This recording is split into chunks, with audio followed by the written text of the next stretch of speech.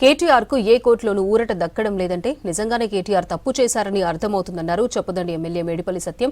Green కో company ద్వారా electoral బాండ్లు తీసుకోవడంలో క్విడ్ ప్రోకో జరిగిందని స్పష్టమవుతుందన్నారు. నిబంధనలకు విరుద్ధంగా 55 కోట్లు ఎలా మళ్లిస్తారని ప్రశ్నించారు. సిరిసిల్లలో కేటీఆర్ అండతో భూ అక్రమాలు చేశారని తెలిపారు.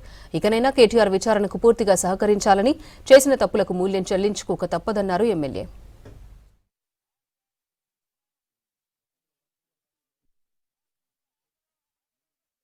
గతంలో మంత్రిగా పనిచేసిన కేటీఆర్ ఆయన బాడీ లాంగ్వేజ్ చూసిన తెలంగాణ సమాజం చాలా సిగ్గుపడుతుంది. ఇట్లాంటి నాయకులు మా తెలంగాణ రాష్ట్రంలో ఉన్నారని.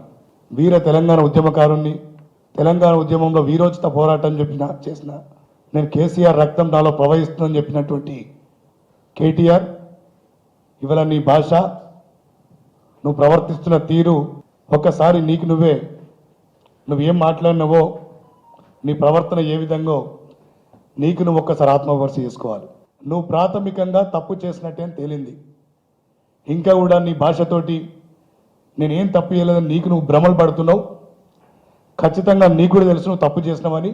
నువ్వు మీడియా ముందు ఎంత గాంభీర్యం ప్రదర్శించినా మళ్ళీ ఇంట్లోకి వెళ్ళి బాత్రూంలోకి ఏడుస్తున్నావు అని చెప్పి మీ టీఆర్ఎస్ పార్టీ నాయకులే ఇలా బహిరంగంగా చెప్తున్నారు.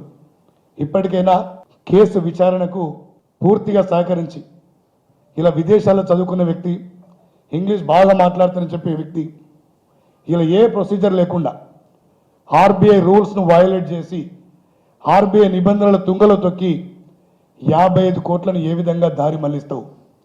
తెలంగాణ రాష్ట్రం నీ సొంత జాగిర్ అనుకుంటున్నా? ఇష్టం ఉన్నట్టు డబ్బులు ఆర్బీఐ నిబంధనల తుంగలో తొక్కి ఎలాంటి ప్రొసీజర్స్ పాటించకుండా ఇలా విదేశాలకు డబ్బులు మళ్లించి క్విడ్ ప్రోకో ద్వారా నువ్వు చెల్లించినటువంటి డబ్బుల్ని నీ పార్టీకి ఎలక్టోరల్ బాండ్ రూపంలో తెచ్చుకున్నది వాస్తవం కాదా?